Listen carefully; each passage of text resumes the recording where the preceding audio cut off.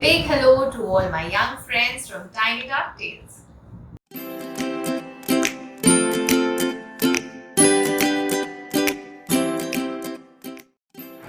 Big Ears and all the toys of Toy Town are entering the big Toy Town race. But just a few days before the race, Big Ears has a dreadful accident and his bike is totaled.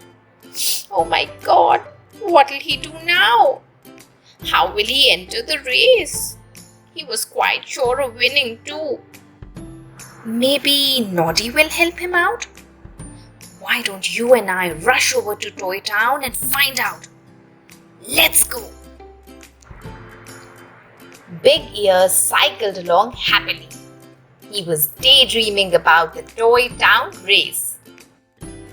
No one can beat Big Ears as he zooms into the bend, he murmured. What skill! What speed! Big Ears wasn't looking where he was going. And bang! Crash! Wallop! He went straight into a tree. Noddy ran to help his friend. Oh! Oh! Oh! Groaned Big Ears. My beautiful bike!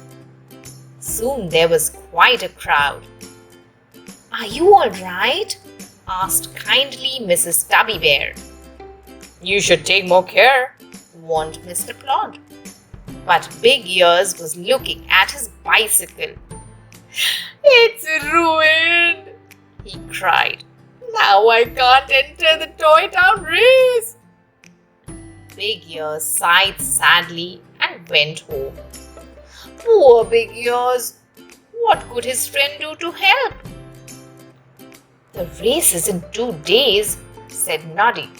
I've just got to mend his bicycle. But there was one big problem. Big Ears' bike was completely smashed. I can't fix this, moaned Mr. Sparks. Haven't you got any spare parts in your garage? Asked Noddy. I meant cars, not bicycles, said Mr. Sparks. This gave Noddy an idea. We'll build a car for Big Ears, smiled Noddy, out of his old bike. They took the broken bicycle to Mr. Sparks' garage and everyone got busy. After a lot of hard work, there it was, a new car with 2 seats and a set of pedals to make it go.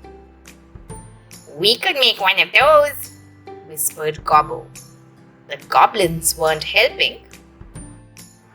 They just wanted to poke their noses into everything. As usual. Why? Asked Sly. Because then we can go in for the big race, stupid. Big Ears was delighted with his new car. Now I can enter the Toy Town race, he crowed. Noddy, will you help me pedal? Of course, said Noddy. Let's practice. Everyone else was practicing too. But something was very wrong. Mr. Jumbo's car had lost its wheels. Clockwork Mouse's car had no clockwork. And Martha Monkey had lost her bell. What was going on? Luckily, Mr. Sparks had lots of spares, so everyone was ready when the day of the race arrived. Noddy couldn't help thinking there was something odd about the goblin's new car. We made it ourselves, smirked Gobbo. It's a winner, boasted Sly. Everyone lined up. Ready? Said Mr. Plod. He raised the starting pistol. Steady! Suddenly, Sly whipped out a paper bag and popped it with a loud bang. The goblins shot straight into the lead. Cheat! Cried Martha Monkey. But it was too late.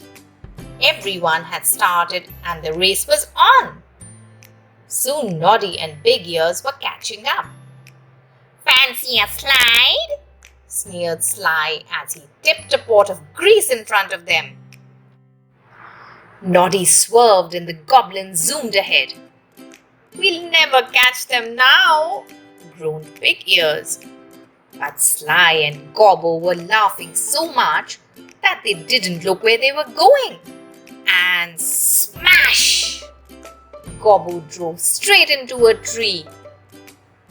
The race went on, but when everyone saw the goblin's smashed car, "My wheels!"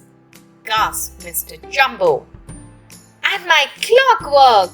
squeaked Clockwork Mouse. "You two again?"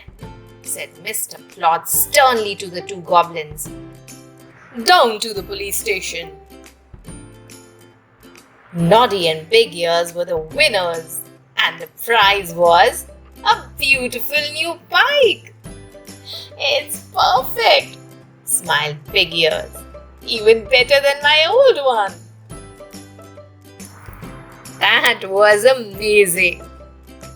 Big Ears won the race fair and square. Cheating never lets you win. Take notes, Sly and Gobbo. 3 cheers for Noddy and his friendship. Hip hip hurrah!